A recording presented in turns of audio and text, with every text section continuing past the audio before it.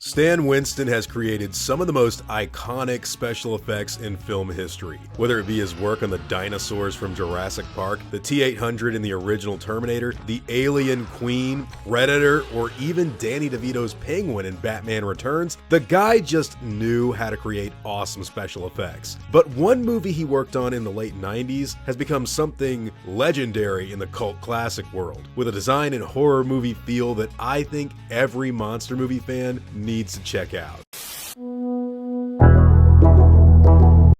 Come out, wherever you are.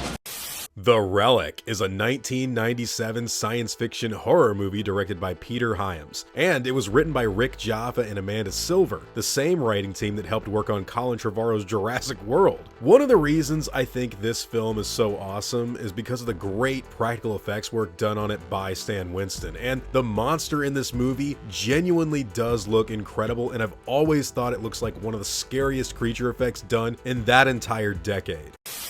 Any idea about a weapon? Something big. The movie centers around a detective trying to solve some murders that have been going down around the Field Museum of Natural History in Chicago. But the wider lore has something to do with a scientist getting wrapped up in an insane ritual that brings forth an uber cool looking reptilian monster that starts going after people in that museum. To say that this film is a scary special effects thriller that feels very 90s is an understatement, and believe it or not, I actually think this is one of those movies that holds up relatively well in regards to its contemporaries that were being released at the time. Something's wrong. Come on, what's the matter with you?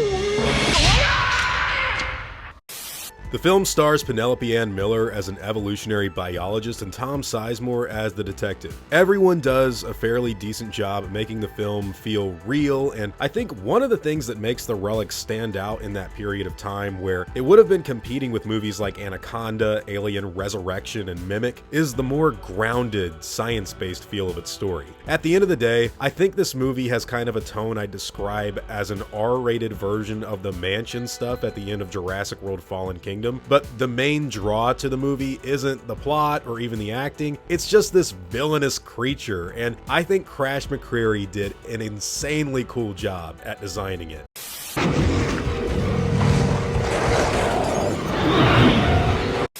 That monster in question is named Cathaga, a green beast that looks like a mix between lizards, insects, and maybe even some other stuff that I don't want to say so I don't ruin the plot. Now, in the movie itself, you don't really get to see Cathaga up close and personal too much because the film goes for more of a dark and obscured look and technique when focusing in on the monster's action, and there is a lot of that action in the movie. The first kill at the museum being one that might just be a funny surprise to those of us that pay attention to these kind of movies. The security guard who meets Cathaga in the first act, he's played by the same guy who dies first in Jurassic Park, and he gets pulled away by the monster in what looks like, at least in my opinion, had to be some kind of funny little nod to the Spielberg movie. Now you.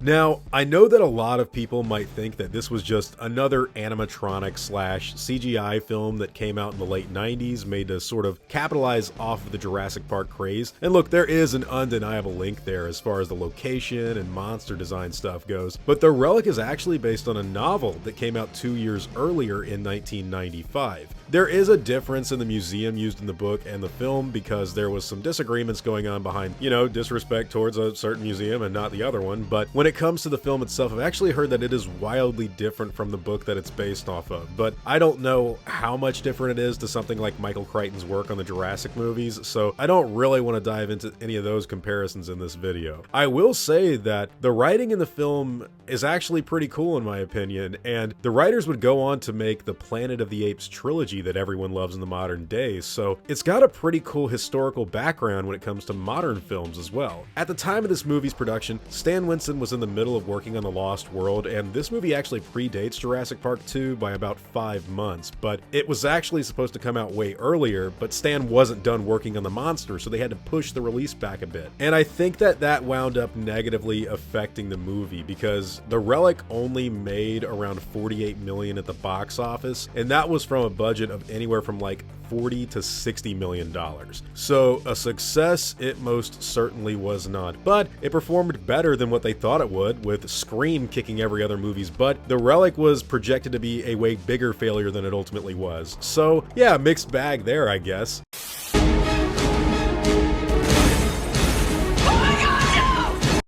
Any form of relative success would quickly be squashed by the critics, who were pretty harsh to the film, with The Relic being harshly reviewed as been there, done that horror movie slop with a lot of special effects and very little substance. Leonard Maltin giving it 2.5 stars out of 4, saying it was basically Alien in a museum. But in my personal opinion, The Relic may not have been the greatest stuff going on with the film industry at the time, but what they made is definitely one of the most iconic looking monster movies from the 90s. And it has endured to this sort of cult classic status, mainly due to its monster looking so awesome. The best scenes of The Relic are really when the creature is attacking people inside of the museum, and while the plot does just enough to set you up for a fun little thriller inside of the building, it's not the greatest movie ever made, to be fair, but it's also not trying to be, and those scenes are really, really fun.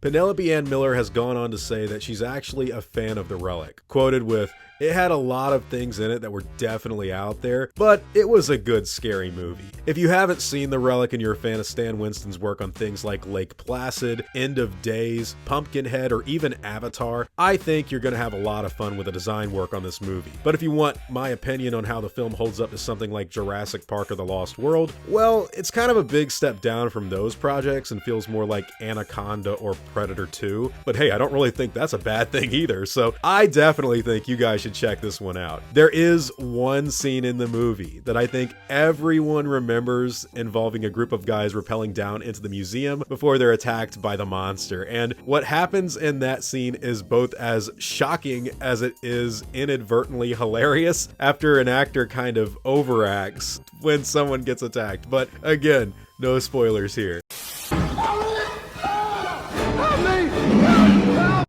I've talked long enough. What do all of you guys think of The Relic? What is your favorite scene in the movie, and why don't you think more people watched it when the film came out in 1997? And what do you think about the legacy this movie has spawned? Whatever your own thoughts and opinions happen to be, I'd love to hear all about them in the comments down below.